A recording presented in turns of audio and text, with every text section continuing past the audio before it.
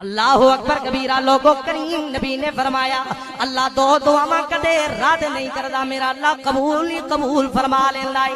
صحابہ نے پوچھیا سونیا کریم نبی اوکڑیاں دعاواں نے جڑا میرا اللہ رد نہیں کردا قبول کردا ہے۔ سرکار نے فرمایا جدوں والد اپنی اولاد دے حق وچ دعا کر کے اللہ کولو دعا کردا ہے میرا اللہ کریم کدے اس دعا نو رد نہیں کردا، میرا اللہ شرف قبولیت عطا فرماندا ہے۔ تے دوجی دعا سونے نبی پاک نے فرمایا جدو اولاد اپنے باپ دے حق دے اندر دعا کر کے اللہ کریم کو مغفرت منگ دیئے میرا اللہ اس بندے دی دعا نو بھی قبول فرماندا ہے۔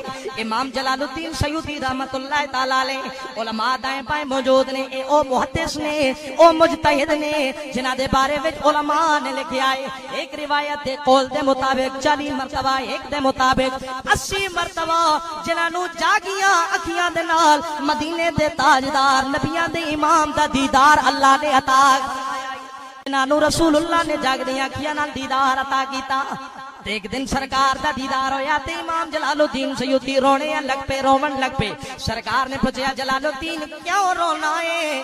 عرض کرتے نے سونیا رونا تا پتہ نہیں میرا انجام تے آخرت دا خاتمہ کیویں ہوے گا، پتہ نہیں اللہ مینوں اپنے بندیاں مقبولاں دے اندر شامل کرے گا کہ کوئی نہیں کرے گا۔ سرکار نے